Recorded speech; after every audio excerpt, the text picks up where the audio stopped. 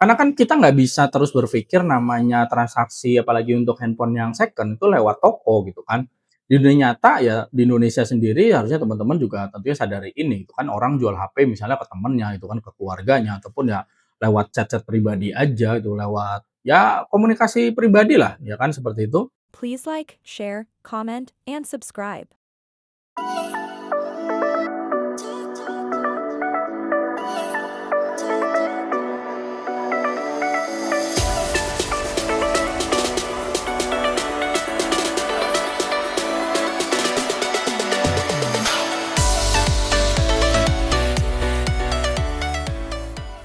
Oke, jumpa lagi dengan saya Weekend Magang. Stay humble and keep the excitement to learn like a newbie intern. Oke, jadi di video kali ini tuh saya bakal bahas terkait wacana terbaru ya tentang yang dari Kementerian Komdigi itu loh, yang masalah jual beli handphone second yang nantinya katanya harus ada proses balik nama gitu. Jadi sebagai software engineer, saya cukup galau dengan ini gitu kan, karena ya tadi kan katanya kalau nanti handphone second itu bakal kayak kendaraan gitu, harus ada proses balik nama. Tapi setelah diklarifikasi gitu kan oleh Kementerian Komdigi, katanya tuh maksudnya bukan seperti itu gitu loh. Jadi menurut klarifikasinya kan katanya itu hal yang nggak wajib dan bersifat sukarela gitu kan, dan nggak bakal kayak balik nama di kendaraan bermotor gitu.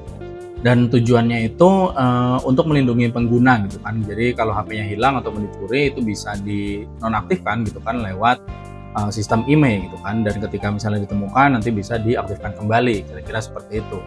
Ya niatnya sih bagus gitu ya, tapi gini, dari sisi sistem yang namanya IMEI itu bisa banget dikelola secara otomatis, itu yang jadi poinnya gitu loh. Masalahnya itu nanti bakal muncul ketika prosesnya itu yang saya khawatirkan ya, ini kekhawatiran saya ya, kita belum tahu ke depannya gini, tapi yang saya khawatirkan kalau ini tuh justru jadi buat birokrasi lagi, buat hal yang birokratis gitu loh. Ya kayak ide balik nama tadi gitu. Jadi ketika kita ngomongin sistem digital gitu kan, tapi solusinya malah misalnya kita harus datang ke suatu platform tertentu gitu kan, terus kita harus melakukan pengisian form, terus kita harus upload dokumen gitu kan, dan akhirnya kita harus nunggu itu diverifikasi sama manusia gitu kan. Ya padahal kalau niatnya tuh benar-benar digitalisasi gitu kan, ya harusnya suatu sistemnya itu bisa jalan otomatis, bahkan ya misalkan lewat suatu API lah, gampangannya seperti itu.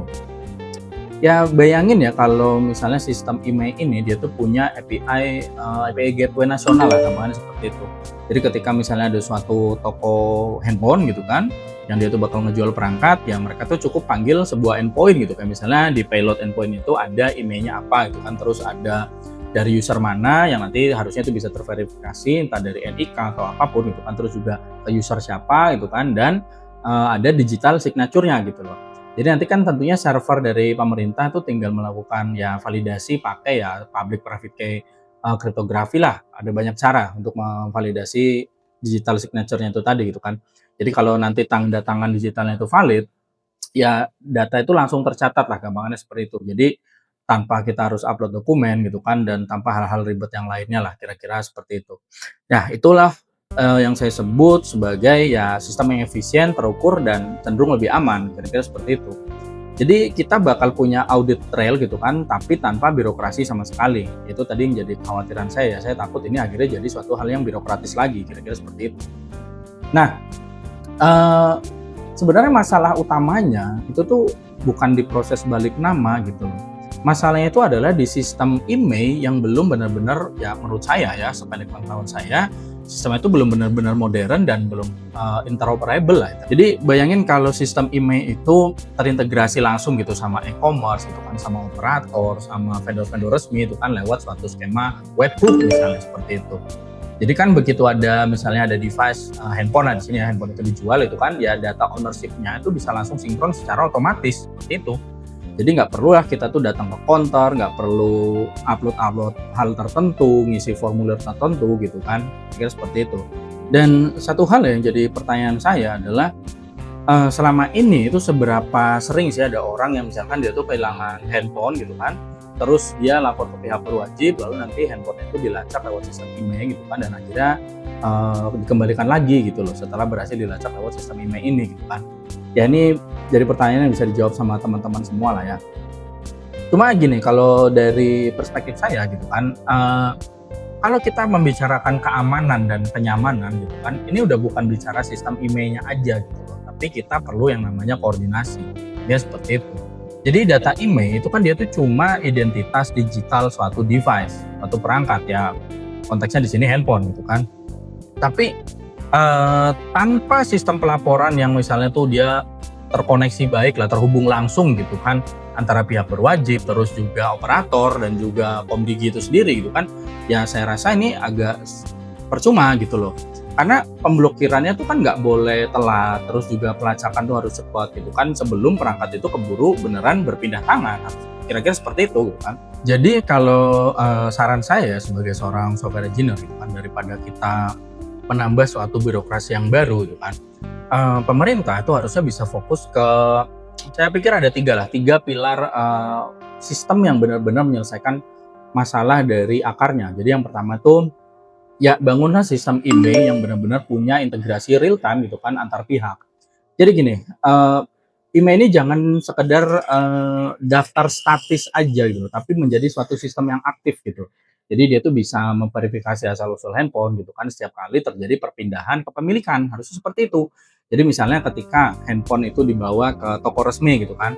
Nah, di sini nanti sistem back-end-nya itu akan langsung mengecek ke database pusat seperti itu. Jadi nanti apakah email ini sedang terdaftar sebagai barang hilang gitu kan, apakah pemilik terakhirnya ini terverifikasi gitu kan, siapa nih pemilik terakhir yang terverifikasinya gitu kan. Terus juga kalau misalnya data itu nggak cocok gitu kan, ya toko nggak bisa memproses ya penjualannya atau proses balik namanya itu tadi gitu kan. Jadi langsung otomatis terdeteksi kalau handphone ini mencurigakan, kira-kira seperti itu. Jadi dengan cara ini tuh kita nggak butuh lagi yang namanya petugas fisik ya, atau laporan-laporan yang sifatnya cenderung manual gitu loh. Jadi sistemnya sendiri yang bakal melakukan validasi secara digital, kira-kira seperti itu. Dan yang kedua, yang tadi saya udah singgung sedikit, yaitu bukalah akses API publik gitu kan, yang terverifikasi dan berbasis autentikasi kepemilikan, kira-kira seperti itu. Jadi artinya bukan sembarang toko bisa akses.